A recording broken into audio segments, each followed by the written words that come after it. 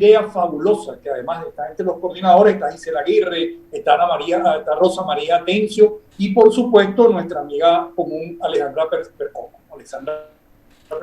Sí, justamente le comentaba hace unos minutos a Patricia Rodríguez de Reporte Ya el origen de esta conversación, de esta entrevista, Javier. Es que cuando nos llegó la invitación dijimos, oye, a veces el acontecer planetario, los dilemas venezolanos y nuestra propia subsistencia no nos permiten brindar la suficiente atención o el reconocimiento a acciones como esta. Por eso le decíamos a Alessandra que queríamos hablar contigo y hacer esta semana. ¿Cómo surge la idea, Javier, de hacer una biblioteca especializada en el béisbol venezolano? ¿Por qué? ¿Para qué?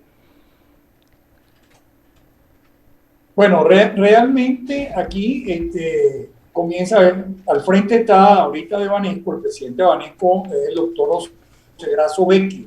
Claro, que fue presidente de la Liga. Fue mucho tiempo exitoso, ¿no?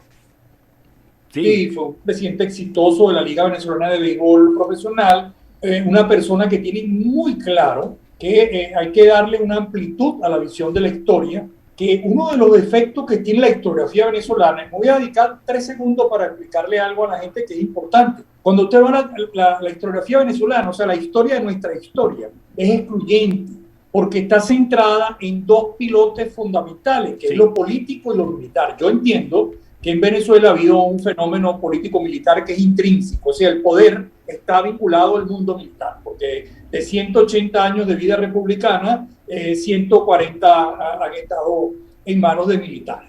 Por lo tanto, lo político-militar tiene que tener un peso específico, pero nosotros no podemos permitir que se excluya los otros elementos que permiten armar esa colcha de retazo que es la historia de Venezuela.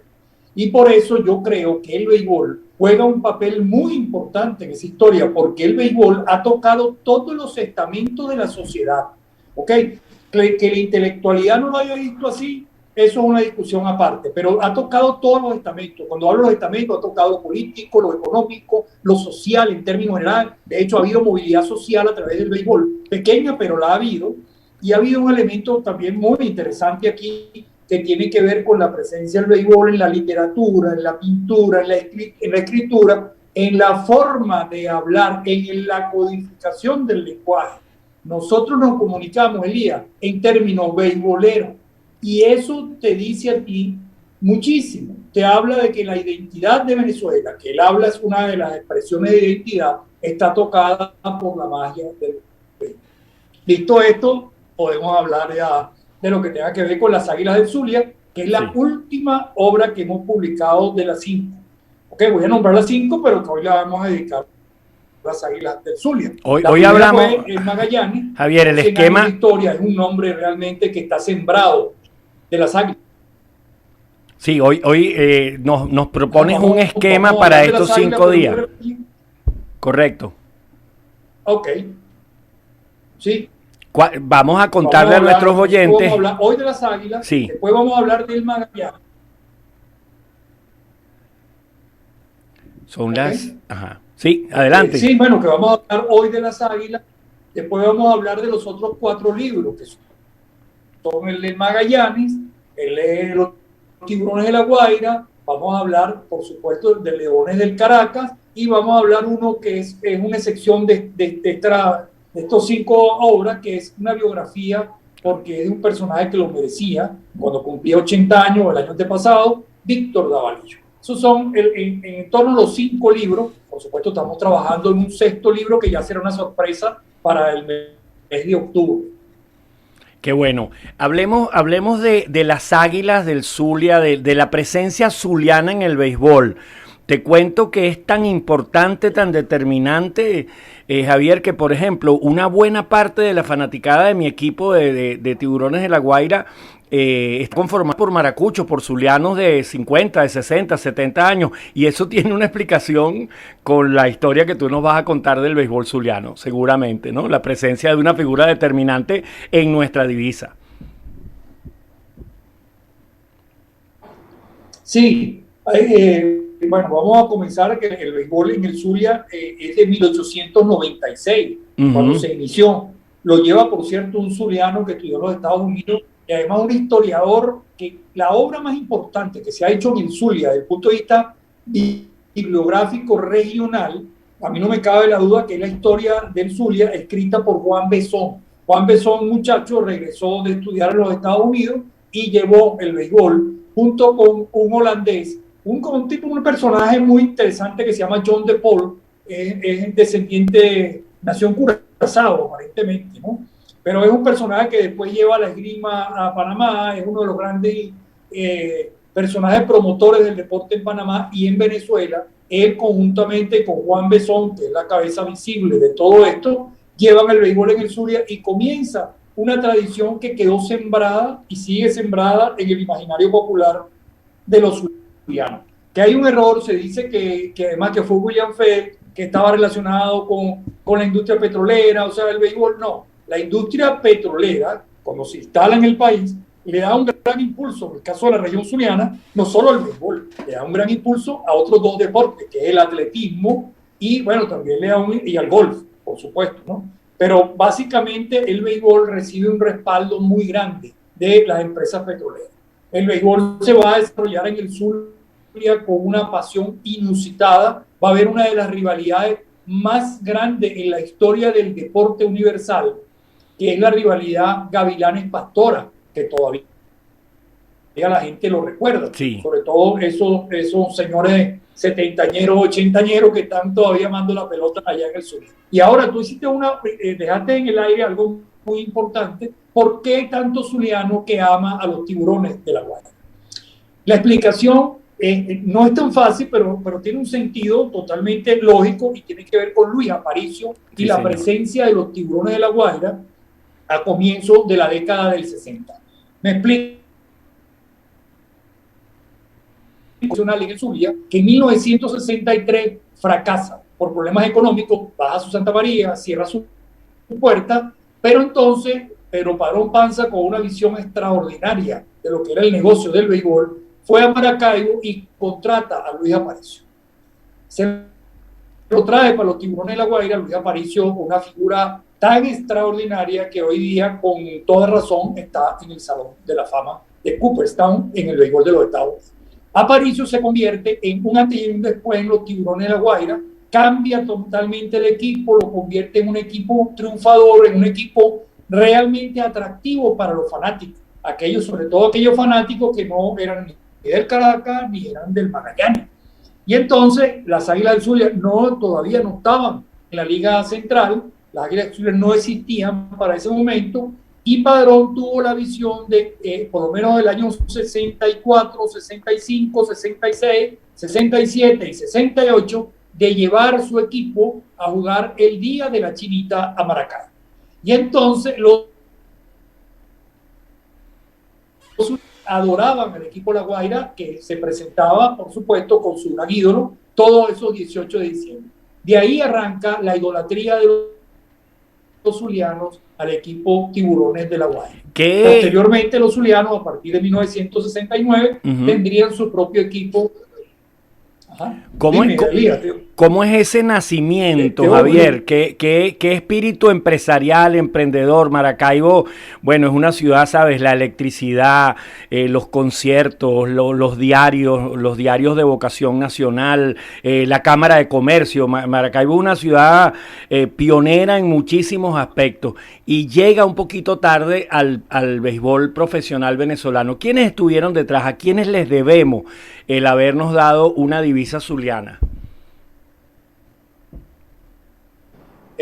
Oye, ¿sabes que el béisbol profesional no llega tarde en Zulia? Se desconoce. Precisamente en el libro van a poder ver que cuando se crea en Venezuela la Liga Venezolana de Béisbol Profesional, inmediatamente se crea la Liga Zuliana de Béisbol Profesional. Wow. Ese año 46 hubo torneo de béisbol profesional tanto en Caracas como en el Zulia. Y el Zulia, con su propio equipo, incluso llevó importados extranjeros y criollos que jugaron en la Liga Central, para poner un nombre a la Liga Venezolana de Béisbol Profesional. Y después tuvo otra liga más, tuvo unos intentos, tuvo la Liga Occidental. Es decir, que el béisbol profesional va de la mano en el Zulia como en Caracas.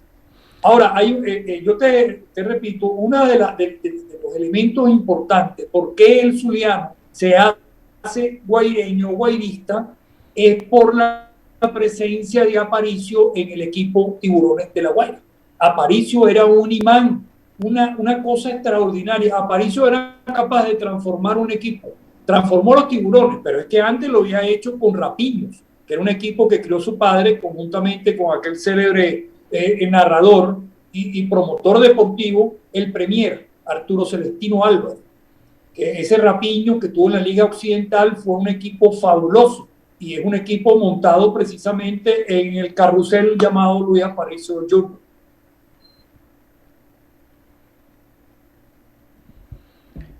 Siete de la mañana, 50. Aquí estamos. Creo que se cayó la señal. No, ya la recuperamos, Javier. Ya estamos nuevamente. Ok. Javier, el equipo Ávila del libro. Sí. Los hitos. Hablar de quiénes son los íconos realmente. Eso. De llevar el nacimiento. El promotor principal es Luis Rodolfo Machado Borges, padre de la actual generación de Machado que está al frente del equipo. Y hay otro personaje hay varios, pero hay un personaje a quien yo tuve la oportunidad de entrevistar, lamentablemente falleció cercano a los 100 años, que era el doctor José Trinidad Martínez. José Trinidad Martínez es un hombre desde muy joven, dedicado también al béisbol, con una vasta experiencia. Fue uno de los grandes promotores de la creación del equipo Águilas del Zulia. Un equipo que, como dije, tuvo también a Rincón Colmenares como un personaje también impulsor, pero su gran piloto, el gran hombre que tuvo al frente del equipo fue Luis Rodolfo Machado Borges, padre de Luis Rodolfo Machado Silva y de los Machado Silva y de los Machado Colmenares, si mal no recuerdo, no es el segundo apellido de las otras generación de Machado, que están hoy al frente del equipo.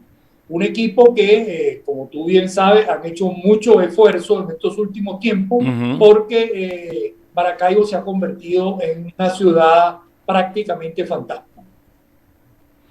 ¿Cuáles son los hitos en la historia de las Águilas del Zulia? ¿Qué debe saber todo fanático del béisbol profesional sobre las Águilas, sobre su trayectoria, Javier? Oye, uno de los elementos importantes es saber que estos hombres hicieron un gran esfuerzo económico, tuvieron pérdidas grandes, tuvieron que hacer alianzas con bancos, endeudarse. Es decir, había una mística y había... O sea, por darle a la ciudad, porque era, y a la región zuliana, por darle un equipo, el esfuerzo que hicieron estos personajes, estos hombres. Fíjate que Luis Rodolfo Machado Borges no era un zuliano de nacimiento, nació en Caracas, pero era un hombre amante de la región, y montó toda su empresa, un hombre vinculado al agro, es un hombre dirigente, además político, un hombre empresario desde el punto de vista financiero, bancario. Es decir, un tipo exitoso totalmente, muy agradecido con la región sur, muy agradecido con Maracaibo, y hizo un gran esfuerzo junto con otro compañero, todo zuliano, por darle ese equipo a la ciudad. Y esas cosas que la gente no entiende, que hay que explicarle y remacharle, que la iniciativa privada ha tenido un papel importante en la construcción de nuestro país. Claro. Nuestro país no es producto de una construcción nada más de la guerra de independencia o de la guerra federal o de militares. Es un esfuerzo.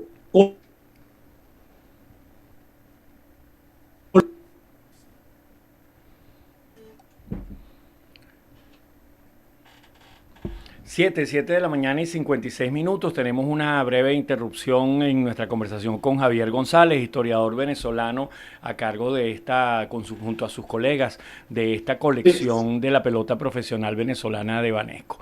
Sí, Javier, hablabas de la iniciativa privada en el país. Bueno, te decía, sí, que es muy importante porque siempre se ha visto que nosotros tenemos un problema en la historia grave, que hay que superarlo. Nosotros tenemos como venezolanos que entender que el esfuerzo privado de la empresa privada, es uno de los motores importantes para impulsar al país. Y ha pasado así en la historia. No podemos ver al empresario como un enemigo, o sea, siempre tenemos ese complejo ante el éxito. El empresario es una expresión de éxito, pero tenemos un gran complejo en Venezuela donde vemos eso.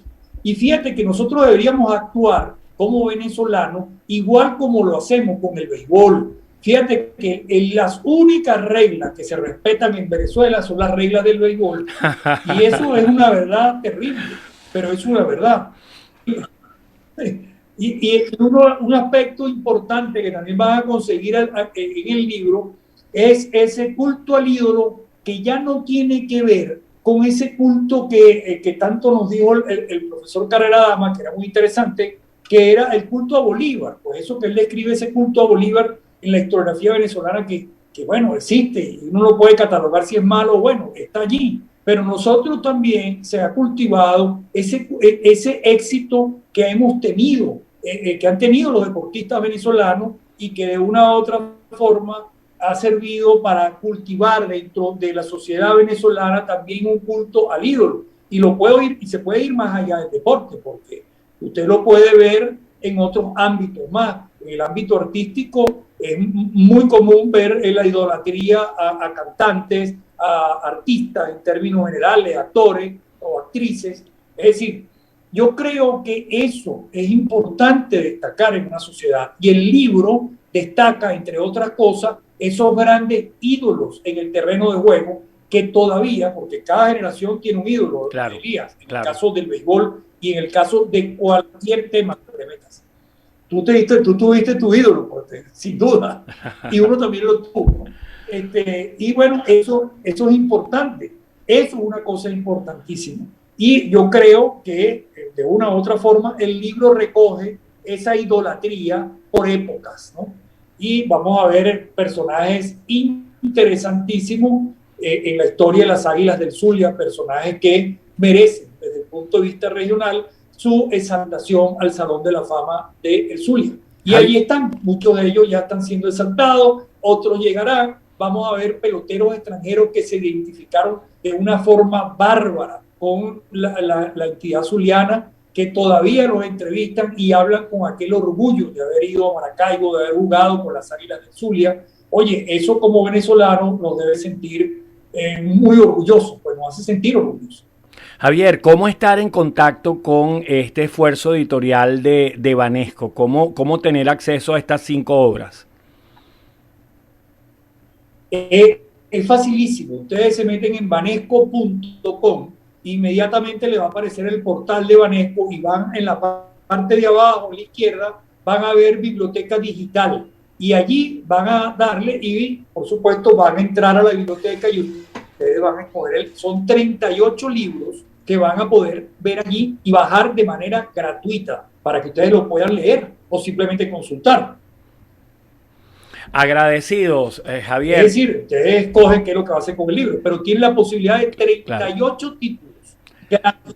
Bueno, y durante esta semana vamos a conocer 5 de ellos de la mano, de la voz, con la guía, con la orientación de Javier González. Javier, agradecido. Será entonces hasta mañana. Mañana sí vamos con esta sección diaria de 7:15 a 7:30 para luego darle paso a la entrevista estelar. Mañana tenemos a un educador y a un orientador, un acompañante de la gerencia del mundo empresarial como Eduardo Martí, el hombre que acaba de editar un libro que ha generado mucho impacto. A mover ese rabo se llama el libro más reciente de Eduardo Martí. Él será nuestro invitado en la entrevista estelar, y desde hoy y hasta el próximo viernes a las 7:15 de la mañana tendremos a Javier González presentándonos esta colección de libros sobre el béisbol venezolano que ha editado la gente de Banesco. Gracias, Javier. Hasta mañana. Muchísimas gracias, Elías. Mañana los esperamos con Magallanes. No olviden. Sí, bueno, tendremos que hablar de eso. Chao, Javier. En contra de tu voluntad. Seguro. Bien, amigas, amigos, gratísimo conversar con este joven historiador venezolano, y wow, qué ilustrativo, ¿no?